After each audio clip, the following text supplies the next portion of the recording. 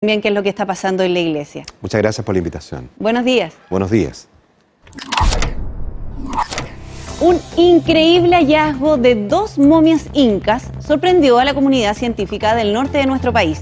Las protagonistas, en este caso, son 2 jóvenes incas de 9 y 18 años que vivieron en algún periodo entre los años 1399 y 1475. Pero hay una curiosidad. Es que sus ropas estaban espolvoreadas con cinabrio, que es un compuesto tóxico que podría haber sido utilizado para alejar a los posibles ladrones de tumbas. Vamos a tomar contacto con Marisol Muñoz, directora del Museo Regional de Iquique. Marisol, muchas gracias por conversar con nosotros y qué importante es nosotros también ir aprendiendo de la cultura y todo lo que ustedes van descubriendo, porque una vez que se concretan estos hallazgos, de ahí comienzan unos estudios que finalmente nos dan luces de varias cosas. Y en esto puntualmente el cinabrio es el que nos llama la atención. ¿Por qué encontramos cinabrios en las ropas de estas momias? Buenos días. Buenos días, un saludo a todos en el estudio y a todo Iquique, sobre todo que nos está viendo a través de sus pantallas. Les quiero comentar que estoy en el Museo Regional, donde está este hallazgo.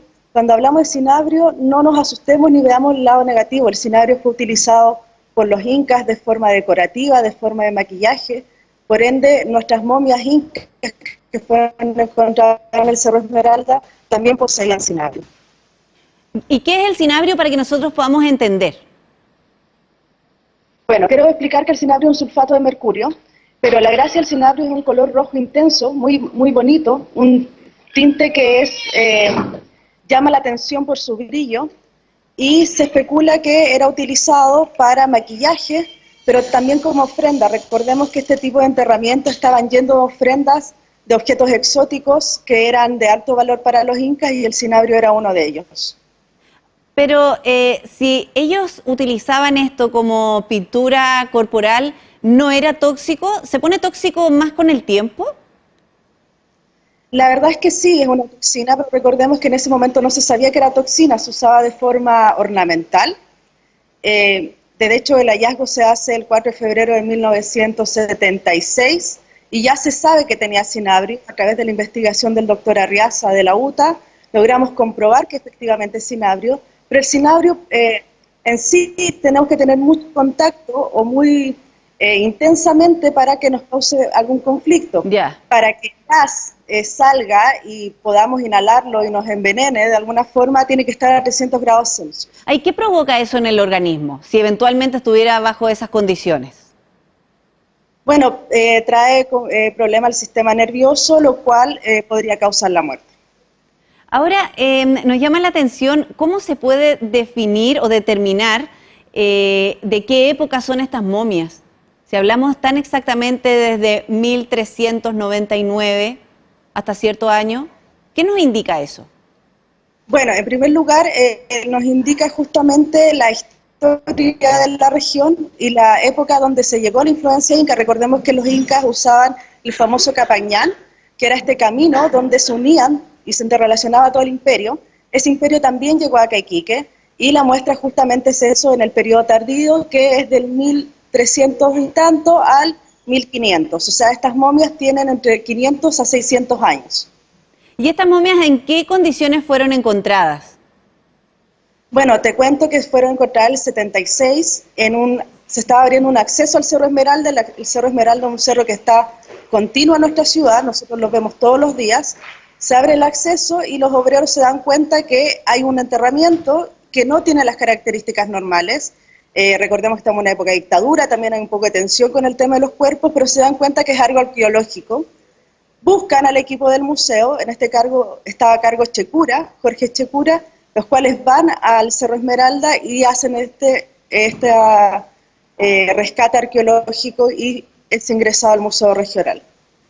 Ahora, qué importante es que aquellas personas que están trabajando en distintas construcciones, Marisol, y esto probablemente es el llamado a esa responsabilidad, porque cuando alguien está trabajando en un proyecto que tiene involucrados también mucho personal, nos imaginamos que también un periodo determinado, pero si encuentra algún rasgo allí de culturas ancestrales, debe avisar, ¿verdad? Hay personas que siguen adelante con esto para no retrasar los trabajos. Sí, la verdad es que nosotros tenemos una ley donde se debe avisar, y justamente por el cuidado del mismo personal, pero también porque es algo patrimonial que debe ser trabajado por profesionales, porque al llegar y mover estamos rompiendo un contexto histórico y no estamos perdiendo mucha información. Entonces, vean algún vestigio, que paren las obras, se acerquen a monumentos nacionales, o si no se acerquen al museo, nosotros vamos a orientarlos para que esto no suceda. Ahora, si hay una persona que está realizando, por ejemplo, una excavación en su casa y se encuentra con una situación así, lo hemos visto, por ejemplo, en algunas comunas de Santiago, si mal no recuerdo, en Conchalí, llegan personas de los museos, probablemente realizan estudios solamente allí donde se está realizando este trabajo, no intervienen más allá, ¿verdad? Mira, hay algo que se llama prospección arqueológica, que es previo a la excavación. Primero se ve, el arqueólogo va, revisa el terreno y ve si hay un posible hallazgo arqueológico y recién se excava. O sea, que hay todo un protocolo que debemos seguir y no tenerles miedo. ¿Por qué? Porque al tener miedo, estamos perdiendo nuestra propia historia. Pero ¿en qué sentido a qué te refieres no tener miedo?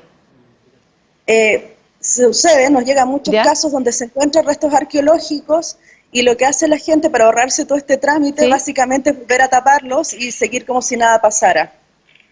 Ah, claro, porque probablemente va a haber, a lo mejor su casa también se va a llenar de especialistas, va a tener que poner a disposición su terreno para que se realicen estos estudios. Pero eso lo contempla la ley. Sí, está normado por ley. Ahora, ellos tampoco se pueden quedar con nada de lo que encontraron, aunque esté dentro de su propiedad. Sí, quiero recordarles que todos los objetos patrimoniales son parte del Estado chileno. ¿A qué se arriesgan? Bueno, hay distintos tipos de condena. La verdad es que lo que siempre se busca más que nada, más que condenar, es guardar y tener en buenas condiciones el patrimonio. Y ahora volviendo al tema de las momias incas que encontraron ahí en el norte de Chile, tú me hablas del año 1976, cuando fueron halladas, y ahora lo que nosotros nos estamos enfocando es al descubrimiento y ya de manera concreta que habría cinabrio, ahí tú me corriges, en en sus prendas. ¿Dónde podemos ver nosotros estas momias? ¿Dónde podemos interiorizarnos aún más? Bueno, te comento que a mis espaldas está la Sala Influencia Inca, donde tenemos la colección del Cerro Esmeralda.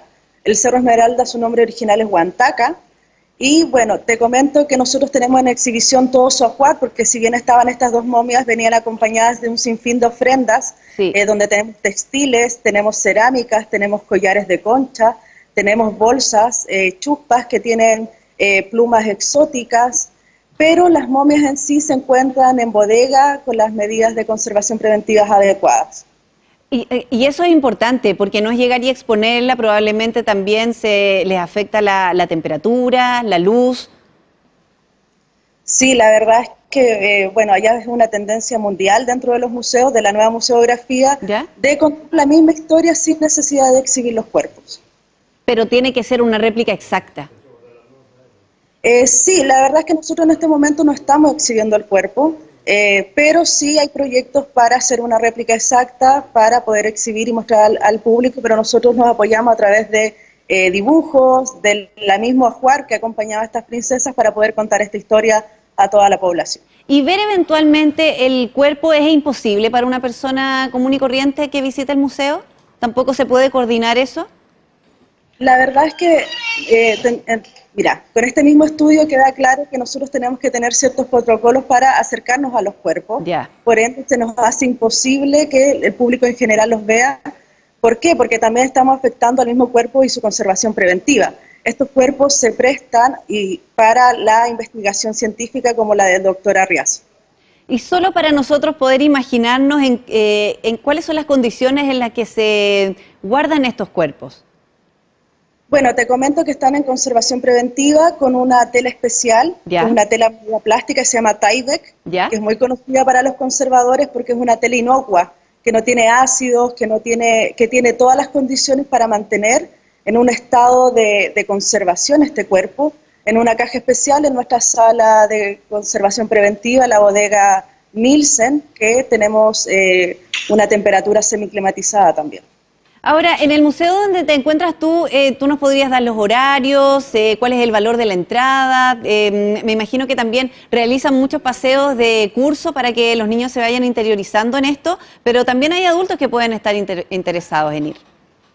Sí, la verdad es que nuestro museo regional es un museo de lujo porque cuenta la historia de la región de Tarapacá desde el inicio de la vida, desde los fósiles, donde había microorganismos, pasamos por las momias chinchorro, que son las momias más antiguas del mundo, pasamos por la cultura changa, la cultura netamente de costa, también tenemos un desarrollo regional de nuestros pueblos indígenas, la sala Inca que tenemos detrás, que nos cuenta la historia del Cerro Esmeralda, tenemos colecciones más contemporáneas como del salitre, y una colección que es monumento nacional, que es la colección de Isluga. Nuestro museo depende de la corporación municipal y la verdad es que nuestro alcalde Mauricio Soria hace un gran esfuerzo para que este museo sea gratuito. Estamos de lunes a viernes, de 9 de la mañana a 10 para las 6 de la tarde. Los viernes cerramos a las 5 de la tarde y los sábados estábamos de 10 de la mañana a 2 de la tarde. La entrada es totalmente gratuita. Marisol, muchas gracias por ir aprendiendo de nuestro país y de nuestros ancestros, en este caso con las momias incas que fueron halladas allí en el norte del país, como tú nos decías, en el año 76, pero de todas maneras siempre seguimos aprendiendo de estos importantes hallazgos. Que estén muy bien, muchas gracias. Hasta luego, los dejo invitados a Iquique. Sí, pues de todas maneras, vamos a ir. Chao. Chao, chao.